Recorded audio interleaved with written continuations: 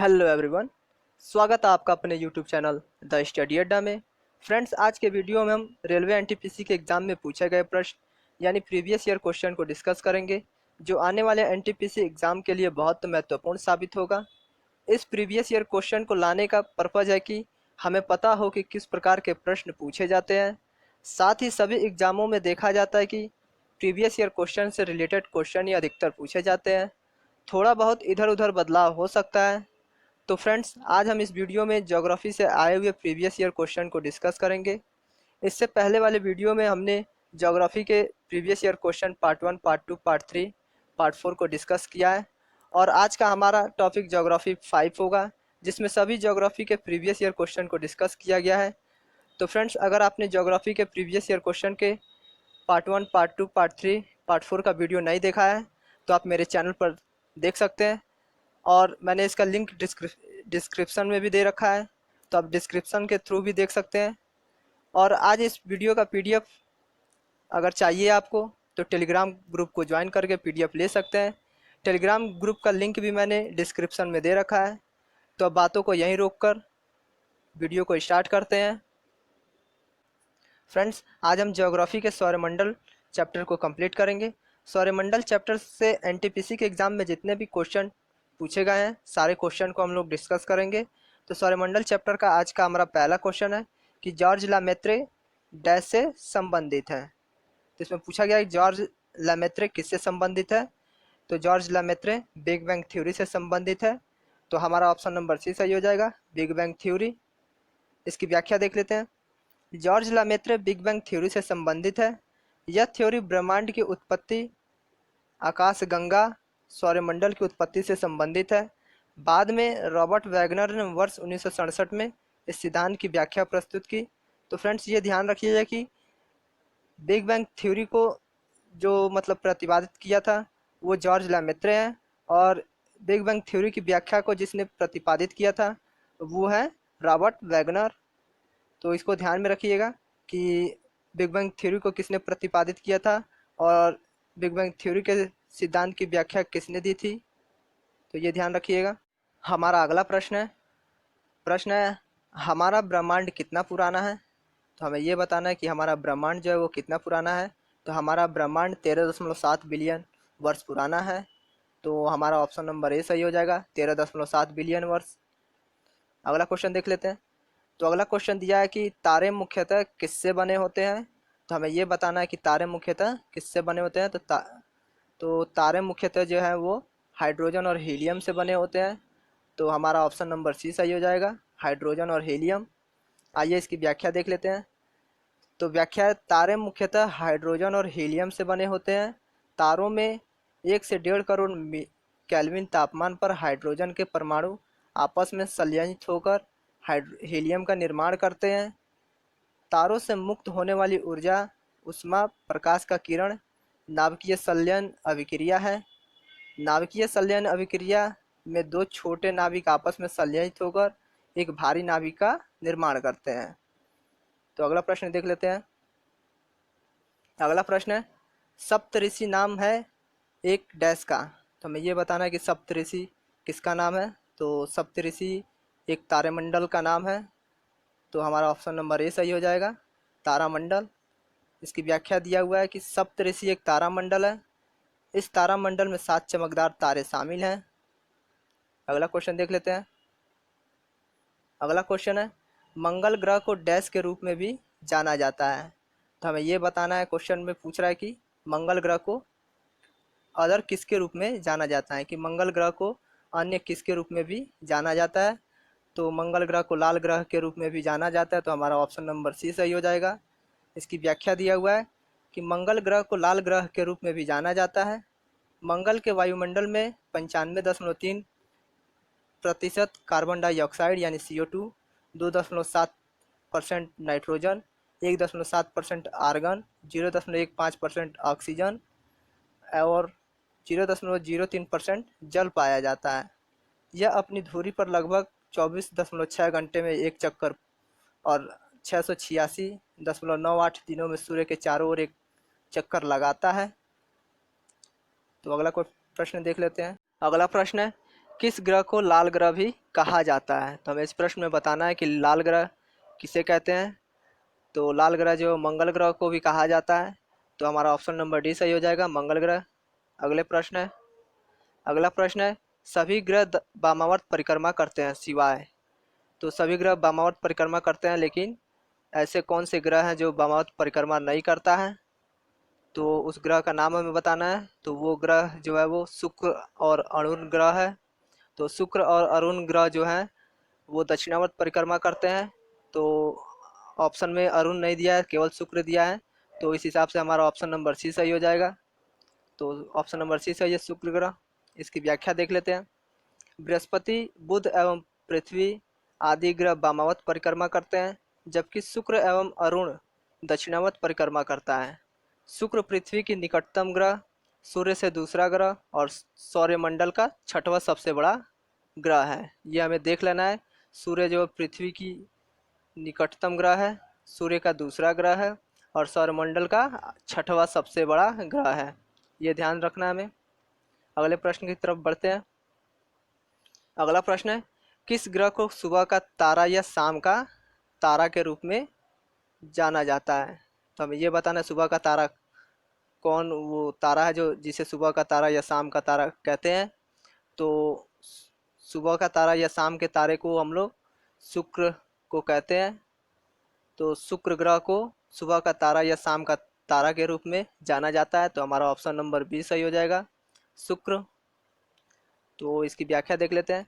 तो व्याख्या दिया हुआ है कि शुक्र ग्रह को सुबह का तारा या शाम का तारा के रूप में जाना जाता है। शुक्र सूर्य से दूसरा ग्रह, यानी कि सूर्य जो है सूर्य से दूसरा ग्रह और चंद्रमा के बाद यह रात्रि आकाश में सबसे चमकीला प्राकृतिक ग्रह है। समान एवं आकार द्रव्यमान के कारण इसे पृथ्वी की बहन के रूप में भी जाना जाता है। तो हमें यह भी देख लेना है कि पृथ्वी की बहन किसे कहते हैं, मतलब कि पृथ्वी की बहन किस ग्रह को कहा जाता है। तो पृथ्वी की ग्रह जो है वो शुक्र ग्रह को कहा जाता है। अगले प्रश्न की तरफ चलते हैं।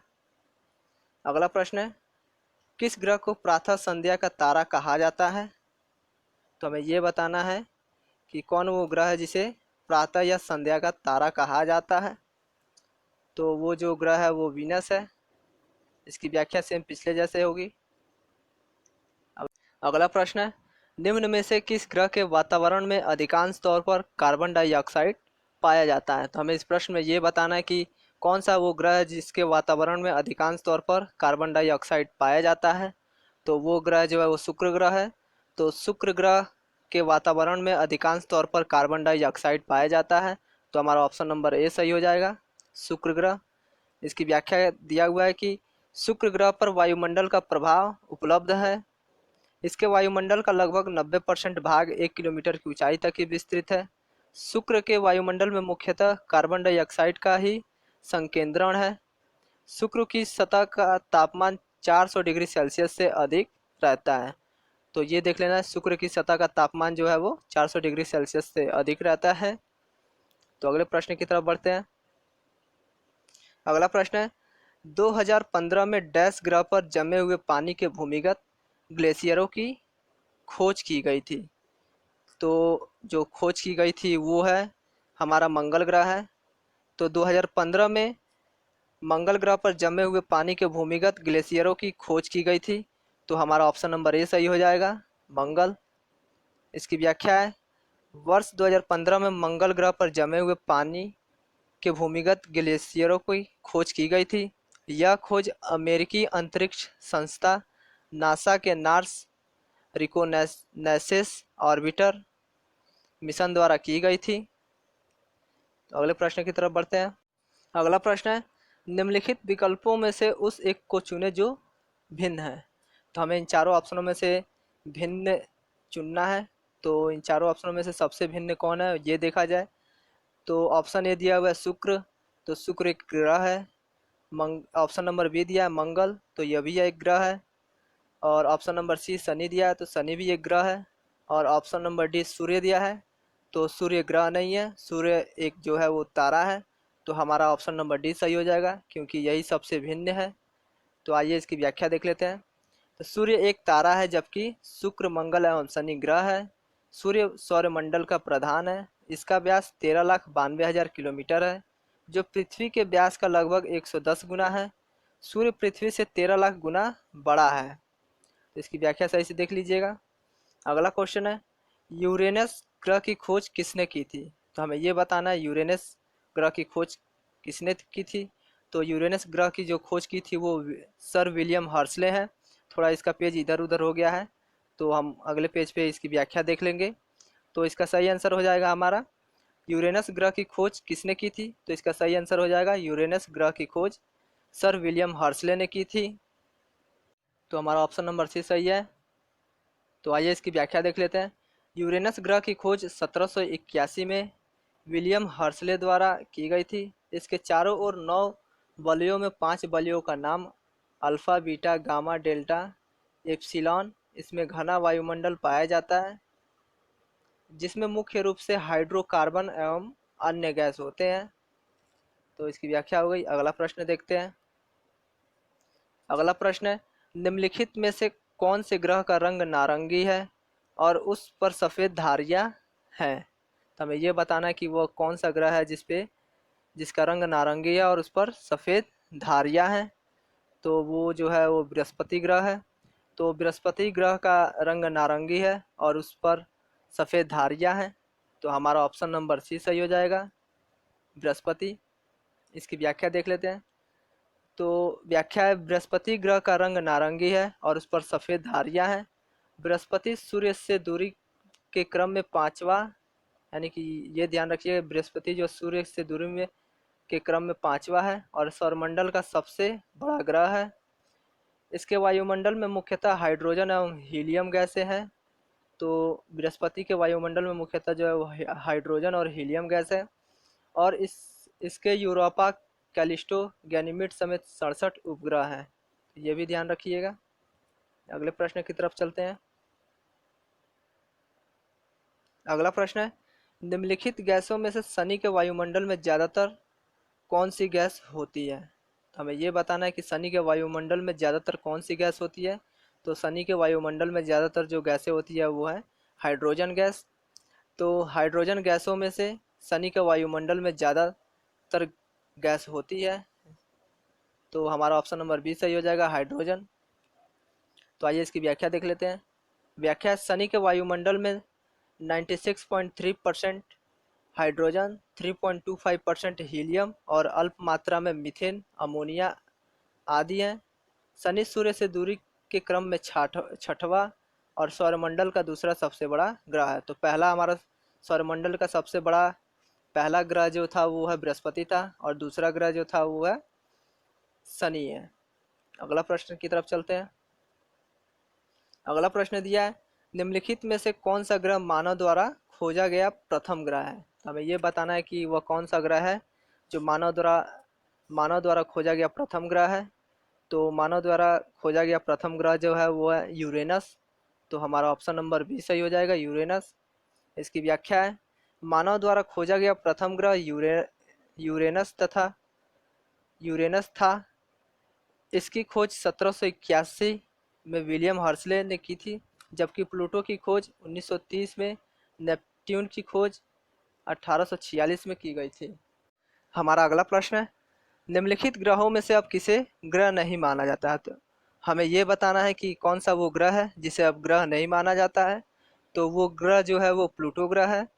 तो प्लूटो ग्रह को अब ग्रह नहीं माना जाता है। तो हमारा ऑप्शन नंबर बी सही हो जाएगा, प्लूटो। व्याख्या है, 14 से 25 अगस्त 2006 के मध्य प्राग में संपन्न अंतर्राष्ट्रीय खगोलीय संघ की 26वीं बैठक में प्लूटो ग्रहों की श्रेणी से हटाकर बौना ग्रह की श्रेणी में कर दिया गया है। अतः ग्रहों की संख्या नई मान्यता के अनुसार 9 से घटकर 8 हो गई है। तो प्लूटो ग्रह को जो अब प्लूटो के ग्रहों की श्रेणी से हटाकर अब उसे बौना ग्रह की श्रेणी में कर दिया गया है। तो ये देख लीजिएगा। अगले प्रश्न देख लेते हैं। अगला प्रश्न है, निम्नलिखित में से प्राकृतिक उपग्रह का नाम बताएं। तो हमें इसमें प्राकृतिक उपग्रह का नाम बताना है। तो हमें जो प्राकृतिक उपग्रह जो है वो है चंद्रमा है। तो प्राकृतिक उपग्रह जो है वो चंद्रमा है तो हमारा ऑप्शन नंबर सी सही हो जाएगा, चंद्रमा। इसकी व्याख्या है, चंद्रमा सौरमंडल का पांचवा सबसे विशाल प्राकृतिक उपग्रह है। यह पृथ्वी का एकमात्र उपग्रह है एवं इस पर वायुमंडल नहीं पाया जाता है। यह पृथ्वी से 3,84,365 किलोमीटर दूर है। चंद्रमा पृथ्वी की एक परिक्रमा पूरे करने में 27 दिन 8 घंटा का समय लेता है और लगभग इतने ही समय में अपने अक्ष पर एक घूर्णन करता है। यही कारण है कि चंद्रमा सदैव एक ही भाग दिखाई देता है। तो अगले प्रश्न देख लेते हैं। अगला प्रश्न है, प्लूटो के चांद का नाम क्या है? तो हमें प्लूटो का चांद के नाम बताना है। तो प्लूटो के चांद का नाम जो है वो चिरान है। तो हमारा ऑप्शन नंबर ए सही हो जाएगा, चिरान। तो इसकी व्याख्या है, प्लूटो के 5 ज्ञात उपग्रह हैं। प्लूटो से दूरी के अनुसार क्रमशः नज़दीकी से दूर इनकी स्थिति है। चिरान, स्टिक्स, निक्स, केरबेरास और हाइड्रा है। चिरान इनमें सबसे बड़ा है। तो हमें इन पांचों ग्रहों का नाम ये याद करना है जो प्लूटो के 5 उपग्रह हैं। तो आइए अगले प्रश्न की तरफ बढ़ते हैं। तो अगला प्रश्न है, हैली धूमकेतु लगभग कितने वर्षों में एक बार दिखाई देता है? तो हैली धूमकेतु जो है वो 76 वर्षों में एक बार दिखाई देता है। तो हमारा ऑप्शन नंबर डी सही हो जाएगा, 76 वर्ष। तो इसकी व्याख्या है, हैली धूमकेतु लगभग 76 वर्षों में एक बार दिखाई देता है। इसका नामकरण ब्रिटेन के खगोल शास्त्री एडमंड हैली के नाम पर किया गया है, जिन्होंने 1705 ईस्वी में इसकी खोज की थी। तो अगले प्रश्न की तरफ चलते हैं। अगला प्रश्न है, जनवरी 1610 में गैलीली द्वारा की गई खोज में गैलीलियन के चंद्रमाओं में संख्या कितनी है? तो जो चंद्रमाओं की संख्या जो थी वो है 4 थी। तो हमारा ऑप्शन नंबर सी सही हो जाएगा, 4। तो इसकी व्याख्या है, जनवरी 1610 में गैलीलियो द्वारा बृहस्पति के 4 चंद्रमाओं की खोज की गई थी, जिनके नाम आइयो, यूरोपा, गैनीमेड और कैलिस्टो हैं। अगला प्रश्न है, प्लैनेट 9 क्या है? तो हमें ये बताना है कि प्लैनेट 9 क्या है। तो प्लैनेट 9 जो है वो है बाहरी सौर प्रणाली में प्रस्तावित एक बड़ा बर्फीला ग्रह है। तो हमारा ऑप्शन नंबर डी सही हो जाएगा, बाहरी सौर प्रणाली में प्रस्तावित एक बड़ा बर्फीला ग्रह। इसकी व्याख्या है, प्लैनेट 9 बाहरी और सौर प्रणाली में प्रस्तावित एक बड़ा बर्फीला ग्रह है। वर्ष 2014 में चार टूजिलो और स्कॉट एस सेपार्ड द्वारा इसकी प्रस्तावना की गई थी। जनवरी 2016 में माइकल ब्राउन और कोस्टाटिन बेंटिगिन द्वारा इसका विस्तृत निरूपण किया गया है। तो अगले प्रश्न देख लेते हैं। अगला प्रश्न है, न्यू स्टार अंतरिक्ष आधारित एक्सरे टेलीस्कोप की मदद से डैश का गहन सर्वेक्षण किया जाता है। तो हमें ये बताना है कि न्यू स्टार अंतरिक्ष आधारित एक्सरे टेलीस्कोप की मदद से कौन से ग्रह का सर्वेक्षण किया जाता है। तो हमारा ऑप्शन नंबर बी सही हो जाएगा, कृष्ण वीवर। तो नासा के न्यू स्टार अंतरिक्ष आधारित एक्सरे टेलीस्कोप की मदद से कृष्ण वीवर का गहन सर्वेक्षण किया जाता है। अगला प्रश्न है, सूर्य के फोटोस्फीयर से उत्पन्न होने वाली ऊर्जा के संक्षिप्त विस्फोटों को क्या कहते हैं? तो सूर्य के विस्फोटों के जो कहते हैं वो है हमारा सौर्य प्रज्वाल। तो हमारा ऑप्शन नंबर बी सही हो जाएगा, सौर्य प्रज्वाल। इसकी व्याख्या है, सूर्य के फोटोस्फीयर से उत्पन्न होने वाली ऊर्जा के संक्षिप्त विस्फोटों को सौर्य प्रज्वाल कहते हैं। जब सौर वायुमंडल में निर्मित चुंबकीय ऊर्जा अचानक मुक्त होती है तब सौर प्रज्वाल का निर्माण होता है। तो अगले प्रश्न की तरफ चलते हैं। अगला प्रश्न है, तारामंडल के नामकरण के लिए कौन सी एजेंसी जिम्मेदार है? तो हमें यह बताना कि तारामंडल का जो नामकरण किया जाता है उसके लिए कौन सी मतलब कि तारामंडल के नामकरण कौन सी एजेंसी करती है, हमें ये बताना है।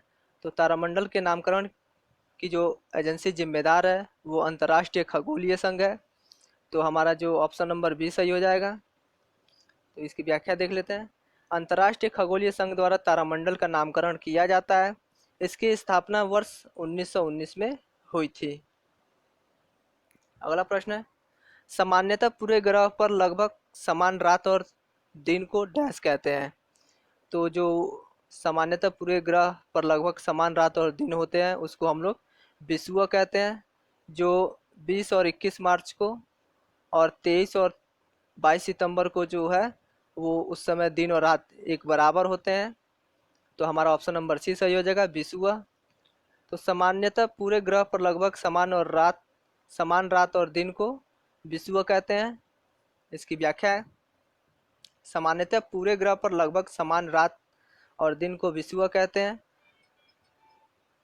20 से 21 मार्च को बसंत विषुवत के समय और 20 से 23 सितंबर को शरद विषुवत के समय उत्तरी गोलार्ध में रात एवं दिन बराबर होते हैं। 20-21 मार्च को सूर्य उत्तरी गोलार्ध में प्रवेश करता है तथा 22 से 23 सितंबर को दक्षिणी गोलार्ध में प्रवेश करते समय विषुवत रेखा पर पहुंचता है। इन दो तिथियों को दोनों गोलार्धों में 12 घंटे के दिन एवं रात होते हैं। इस प्रकार एक विषुवत वर्ष में 2 बार आता है। तो वर्ष में विषुवत जो है वो 2 बार आता है, एक बार ठंडी के मौसम में और एक बार बसंत के मौसम यानी कि शरद के समय और बसंत के समय। तो अगला प्रश्न देख लेते हैं। अगला प्रश्न है, शब्द विषुवत संदर्भित करता है। तो अभी हमने ये क्वेश्चन पीछे पढ़ा है, तो इसका जो है हमारा सही आंसर हो जाएगा वो है गर्मी, दिन और रात एक समान अवधि के होते हैं। तो हमारा ऑप्शन नंबर बी सही हो जाएगा, दिन और रात एक समान अवधि होते हैं। हमने इसका व्याख्या पिछले ही पढ़ा है, तो इसकी पिछले जैसी व्याख्या हो जाएगी। और अगला प्रश्न है, एक विषुवत एक वर्ष में कितनी बार आता है। तो सेम देखिए, ये कई बार एक ही क्वेश्चन को रिपीट कर दिया गया है। तो एक विषुवत एक वर्ष में कितनी बार आता है ये प्रश्न है, तो हमें इसका आंसर बताना है। तो एक अभी हमने पढ़ा है, एक विषुवत एक वर्ष में 2 बार आता है। तो हमारा ऑप्शन नंबर बी सही हो जाएगा। तो इसकी व्याख्या जो है वो पिछले क्वेश्चन की जैसी है। अगले प्रश्न की तरफ चलते हैं। अगला प्रश्न है, निम्नलिखित शहरों में से कौन सा भूमध्य रेखा की लाइन पड़ता है।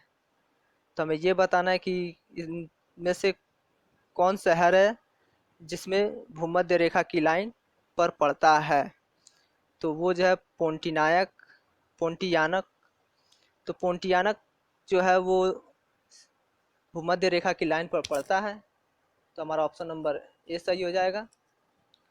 तो आइए इसकी व्याख्या देख लेते हैं।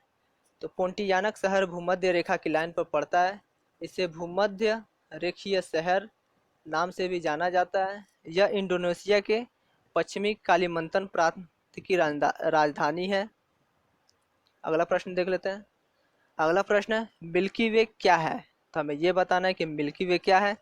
तो मिल्की वे जो है वो एक गंगा है, यानी कि आकाश गंगा है। तो मिल्की वे एक आकाश गंगा है। इसकी व्याख्या देख लेते हैं। मिल्की वे आकाश गंगा है, हमारी गैलेक्सी जिसमें सौरमंडल स्थित है को मंदाकिनी या आकाश गंगा या दुग्ध मेखला कहते हैं। ब्रह्मांड में अनुमानतः 1000 अरब गैलेक्सी हैं। प्रत्येक गैलेक्सी में अनुमानतः 100 अरब तारे हैं। अगला प्रश्न है, निम्नलिखित में से कौन सी आकाश गंगाओं मिल्की वे के सबसे करीब है। तो हमें अभी पढ़ा है यही क्वेश्चन, तो सेम वैसा ही क्वेश्चन रिपीटेड हो जा रहे हैं। तो हमें इसका आंसर बताना है। तो निम्नलिखित में से कौन सी आकाश गंगाओं मिल्की वे के सबसे करीब है। तो एंड्रोमेडा गैलेक्सी है जो आकाश गंगा मिल्की वे के सबसे करीब है। तो हमारा ऑप्शन नंबर सी सही हो जाएगा। इसकी व्याख्या देख लेते हैं। मिल्की वे की सबसे करीब आकाशगंगा एंड्रोमेडा गैलेक्सी है। यह पृथ्वी से 2.5 मिलियन प्रकाश वर्ष दूर है। एंड्रोमेडा गैलेक्सी का विस्तार लगभग 22 लाख प्रकाश वर्ष में है। इसमें 1 ट्रिलियन तारे हैं। अगला प्रश्न है, एंड्रोमेडा क्या है। तो हमें अभी पढ़ा है पीछे कि एंड्रोमेडा क्या है। तो एंड्रोमेडा जो है वो मिल्की वे की एक पड़ोसी आकाशगंगा है। तो हमारा ऑप्शन नंबर ए सही हो जाएगा, मिल्की वे की पड़ोसी गंगा। इसकी व्याख्या सेम पिछले जैसी ही होगी। अगला प्रश्न है, डैश आकाशगंगाओं के बुनियादी प्रकार में से एक नहीं है। तो हमें ये बताना है कि आकाशगंगाओं के बुनियादी प्रकार में से एक कौन सा नहीं है। तो इन चारों ऑप्शनों में से हमें चूज करना है कि कौन वो ऑप्शन है जो नहीं है। तो हमारा जो ऑप्शन है वो रेग्युलर्स है। तो हमारा ऑप्शन नंबर ए सही हो जाएगा। तो रेग्युलर्स आकाशगंगाओं के बुनियादी प्रकार में से एक नहीं है। इसकी व्याख्या है, आकाशगंगाओं को उनके दृश्य आकृति विज्ञान के अनुसार अंडाकार, सर्पिलाकार, अनियमित आकार के रूप में वर्गीकृत किया जाता है। किसके? तो आकाशगंगाओं को उनके दृश्य आकृति विज्ञान के अनुसार अंडाकार, सर्पिलाकार, अनियमित आकार के रूप में वर्गीकृत किया जाता है। अगला प्रश्न है, आकाशगंगा का आकार डैश है। तो अभी हमने पढ़ा है कि आकाशगंगा का आकार सर्पिलाकार, अंडाकार होता है। तो हमारा ऑप्शन नंबर सी सही हो जाएगा, सर्पिल। तो इसकी व्याख्या है, वर्ष 2005 में स्पिट्जर टेलीस्कोप ने आकाशगंगा के आकार के बारे में पूर्ण धारणाओं एवं विभ्रम के विपरीत इस बात से स्पष्ट साक्ष्य पेश किए कि आकाशगंगा का आकार दंड सज्जित सर्पिलाकार है। अगला प्रश्न है, वायुमंडल के अध्ययन को क्या कहते हैं। तो हमें ये बताना है कि वायुमंडल के अध्ययन को क्या कहते हैं। तो वायुमंडल के अध्ययन को मीटियोरोलॉजी कहते हैं। तो हमारा ऑप्शन नंबर बी सही हो जाएगा, मीटियोरोलॉजी। इसकी व्याख्या है, वायुमंडल के अध्ययन को मीटियोरोलॉजी कहते हैं, जबकि पर्यावरण एवं जीवों के मध्य अंतःक्रिया का अध्ययन इकोलॉजी कहा जाता है। तो जीवों के मध्य अंतःक्रिया का अध्ययन इकोलॉजी कहते हैं। अगला प्रश्न है, हमारे वातावरण में कितने प्रतिशत नाइट्रोजन है। तो क्वेश्चन में पूछा गया कि हमारे वातावरण में कितने प्रतिशत नाइट्रोजन है। तो ये सबको पता होगा कि हमारे वातावरण में जो है 78% नाइट्रोजन है। तो हमारा ऑप्शन नंबर ए सही हो जाएगा, 78%। इसकी व्याख्या देख लेते हैं, वायुमंडल के संगठन में कई गैसों का योगदान है। इन गैसों का 99% भाग केवल नाइट्रोजन यानी 78.08% है और ऑक्सीजन 20.95% है। शेष लगभग 1% भाग में argon, carbon dioxide, neon, helium, methane, hydrogen, nitrous oxide, krypton, xenon आदि सम्मिलित रहती हैं। अगला प्रश्न है, उत्तरी आकाशीय हेमिस्फीयर के कौन से नक्षत्र को ग्रेट बियर कहा जाता है। तो हमें ये बताना है कि उत्तरी आकाशीय हेमिस्फीयर के वो कौन सा नक्षत्र है जो जिसे ग्रेट बियर कहा जाता है। तो वो है उर्सा मेजर। तो उत्तरी आकाशीय हेमिस्फीयर के उर्सा मेजर नक्षत्र को ग्रेट बियर कहा जाता है। तो हमारा ऑप्शन नंबर ए सही हो जाएगा। इसकी व्याख्या देख लेते हैं, उत्तरी आकाशीय हेमिस्फीयर के उर्सा मेजर नक्षत्र को ग्रेट बियर कहा जाता है, जबकि उर्सा माइनर नक्षत्र को लिटिल बियर कहा जाता है। अगला प्रश्न है, हेलियोसेंट्रिज्म को सपोर्ट करने के कारण किस खगोलशास्त्री को उसके घर में नज़रबंद किया गया था। तो हमें बताना है कि हेलियोसेंट्रिज्म को सपोर्ट करने के कारण किस खगोलशास्त्री को उसके घर में नज़रबंद किया गया था। तो वो खगोलशास्त्री जो है वो है गैलीलियो गैलीली। तो हेलियोसेंट्रिज्म को सपोर्ट करने के कारण गैलीलियो गैलीली खगोलशास्त्री को उसके घर में नज़रबंद किया गया था। तो हमारा ऑप्शन नंबर बी सही हो जाएगा, गैलीलियो गैलीली। इसकी व्याख्या है, खगोलशास्त्री गैलीलियो गैलीली को सूर्य केंद्रित ब्रह्मांड की विचारधारा का समर्थन करने के कारण 1663 ईस्वी में उसके घर में नज़रबंद किया गया था। अगला क्वेश्चन है, सर्वप्रथम पूर्वानुमानित सुपरनोवा विस्फोट की तस्वीर लेने वाला हब्बल अंतरिक्ष दूरबीन किस देश से संबंध रखता है। तो हमें ये बताना है कि हब्बल अंतरिक्ष दूरबीन जो है वो किस देश से संबंध रखता है। तो वो देश है संयुक्त राज्य अमेरिका यानी USA, United state of America. तो हमारा ऑप्शन नंबर ए सही हो जाएगा। इसकी व्याख्या है, हब्बल अंतरिक्ष दूरबीन का संबंध संयुक्त राज्य अमेरिका से है। अमेरिकी अंतरिक्ष संस्था नासा की हब्बल अंतरिक्ष दूरबीन का प्रक्षेपण 24 अप्रैल 1990 को किया गया था। हब्बल टेलीस्कोप 13.3 मीटर लंबी है। अगला क्वेश्चन है, हब्बल का नियम डैश से संबंधित है। तो हमें इसमें हब्बल के नियम को बताना है। तो हब्बल के नियम जो किससे संबंधित है ये बताना है हमें। तो हब्बल का नियम जो है वो खगोली से संबंधित है। तो हमारा ऑप्शन नंबर डी सही हो जाएगा।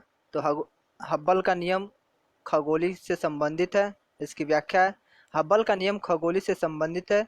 इस नियम के अनुसार गैलीलियो की हमसे दूर भागने की गति दूरी के समानुपाती होती है। अगला प्रश्न है, निम्नलिखित में से कौन सा विकल्प बर्फ और धूल के न्यूक्लियस से बना खगोलीय पिंड है। तो हमें इसमें यह बताना कि खगोलीय पिंड कौन है जो बर्फ और धूल के न्यूक्लियस से बना है। तो वो है हमारा कोमेट। तो हमारा ऑप्शन नंबर सी सही हो जाएगा। इसकी व्याख्या है, धूमकेतु या पुच्छतल तारे चट्टान धूल एवं जमी हुई गैसों के बने होते हैं। क्या? धूमकेतु पुच्छतल तारे चट्टान धूल एवं जमी हुई गैसों से बने होते हैं। सूर्य के समीप आने पर गर्मी के कारण जमी हुई गैसें और धूल के कण सूर्य के विपरीत दिशा में फैल जाते हैं। अगला प्रश्न है, ग्रहों की परिक्रमा पथ का आकार कैसा है। तो इस प्रश्न में पूछा गया कि ग्रहों की परिक्रमा पथ का आकार कैसा है। तो ग्रहों की परिक्रमा पथ का आकार वृत्त या दीर्घ वृत्ताकार होता है। तो हमारा ऑप्शन नंबर डी सही हो जाएगा, फैला हुआ वृत्त। इसकी व्याख्या देख लेते हैं, परिक्रमा पथ विभिन्न आकार के होते हैं। सभी परिक्रमा पथ फैला हुआ वृत्त या दीर्घ वृत्ताकार होते हैं। अगला प्रश्न है, ब्लू मून क्या है। तो हमें इस प्रश्न में बताना है कि ब्लू मून क्या है। तो ब्लू मून जो है वो दूसरा पूरा चांद है। तो हमारा ऑप्शन नंबर बी सही हो जाएगा, महीने में आने वाला दूसरा पूरा चांद। इसकी व्याख्या है, प्रचलित लोकप्रिय धारणा के अनुरूप जिस माह में 2 पूर्णिमा चांद होगी उसकी दूसरी पूर्णिमा को ब्लू मून कहेंगे। वस्तुतः ब्लू मून एक परिघटना है जो एक सौर वर्ष में 12 चंद्रमाहों से कुछ अधिक दिनों होने के कारण घटित होती है। एक चंद्रमा लगभग 29.5 दिन का होता है। अगला प्रश्न है, पूर्ण सूर्य ग्रहण तब होता है जब। तो हमें इसमें ये बताना है कि पूर्ण सूर्य ग्रहण कब होता है। तो पूर्ण सूर्य ग्रहण जो है वो जब चंद्रमा सूर्य और पृथ्वी की एक सीधी रेखा में हो जाती है। तो हमारा ऑप्शन नंबर सी सही हो जाएगा, सूर्य चंद्रमा और पृथ्वी एक सीधी रेखा में हो तब पूर्ण सूर्य ग्रहण होता है। तो इसकी व्याख्या है, पूर्ण सूर्य ग्रहण तब होता है जब सूर्य चंद्रमा और पृथ्वी एक सीधी रेखा में हो। ऐसी स्थिति में चंद्रमा सूर्य एवं पृथ्वी के बीच आ जाता है जिससे सूर्य का प्रकाश पृथ्वी तक नहीं पहुंच पाता। यह स्थिति केवल प्रतिभा या अमावस्या को ही होती है। अगला प्रश्न है, चंद्रशेखर सीमा किस पर लागू होती है। तो हमें यह बताना है कि चंद्रशेखर सीमा किस पर लागू होती है। तो चंद्रशेखर सीमा जो है वो सितारों पर लागू होती है। तो हमारा ऑप्शन नंबर ए सही हो जाएगा। इसकी व्याख्या है, चंद्रशेखर सीमा सितारों पर लागू होती है। भारतीय भौतिकीविद सुब्रमण्यम चंद्रशेखर ने वर्ष 1930 में 1.44 सौरिक द्रव्यमान की वह सीमा निर्धारित की जिसके अंदर के तारे स्वतः वामन बनते हैं और जिसके ऊपर के अवशेष द्रव्यमान वाले तारे न्यूट्रॉन स्टार या कृष्ण विवर ब्लैक होल के रूप में सुनिश्चित होती है। ध्यान रहे कि 1.44 सौरिक द्रव्यमान की चंद्रशेखर सीमा नोवा या सुपरनोवा विस्फोट के बाद बचे अवशेष तारे के द्रव्यमान से सुनिश्चित होती है। अगला प्रश्न देख लेते हैं। तो अगला प्रश्न है, निम्नलिखित में से किसे एक टूटा हुआ तारा कहना उपयुक्त है। तो हमें ये देखना है इन चारों ऑप्शनों में से कि वो कौन सा एक ऑप्शन है जिसे तारा कहना हमारे लिए उपयुक्त है। तो वो जो है वो अंश एवं अवशेष है। तो हमारा ऑप्शन नंबर सी सही हो जाएगा। तो इसकी व्याख्या है, टूटा हुआ तारा सौरमंडल के अन्य निकायों के अंश एवं अवशेष हैं। इनमें से अधिकांश क्षुद्र ग्रहों के आपस में टकराने से उत्पन्न होते हैं। ये जब पृथ्वी के वायुमंडल में प्रवेश करते हैं तो घर्षण के कारण जल उठते हैं। अगला प्रश्न है, क्षुद्र ग्रह बेल्ट में कौन सा बौना ग्रह मौजूद है। तो हमें ये बताना है कि क्षुद्र ग्रह बेल्ट में कौन सा वो ग्रह है जो बोना ग्रह में मौजूद है। तो वो ग्रह है सरेस। तो हमारा ऑप्शन नंबर सी सही हो जाएगा। क्षुद्र ग्रह बेल्ट में मौजूद बोना ग्रह सरेस है। यह क्षुद्र ग्रह बेल्ट मंगल एवं बृहस्पति ग्रह के मध्य पाई जाती है। यह क्षुद्र ग्रह कहाँ पाई जाती है? मंगल एवं बृहस्पति ग्रह के मध्य पाई जाती है। क्षुद्र ग्रह के सबसे बड़े क्षुद्र ग्रह वेस्टा, पल्लास एवं हाइजिया हैं। अगला प्रश्न है, हाइड्रोजन, हीलियम और अन्य आयनित गैसों के तारे के बीच धूल के बादल को क्या कहा जाता है? तो हमें यह बताना है कि हाइड्रोजन, हीलियम और अन्य आयनित गैसों के तारे के बीच के बादल को क्या कहते हैं? तो वो नेब्यूला है। तो हमारा ऑप्शन नंबर सी सही हो जाएगा, नेब्यूला। तो फ्रेंड्स, आज हमने ज्योग्राफी में सौरमंडल चैप्टर से संबंधित जितने भी क्वेश्चन एनटीपीसी के पिछले एग्जाम में पूछा गया था उस टॉपिक को हमने कवर कर लिया है। तो फ्रेंड्स, अगर आपको यह वीडियो अच्छा लगा हो तो प्लीज़ वीडियो को लाइक और कमेंट कर दें। साथ ही अगर आप मेरे चैनल पर नए हैं तो चैनल को सब्सक्राइब करके वीडियो को शेयर भी कर दें।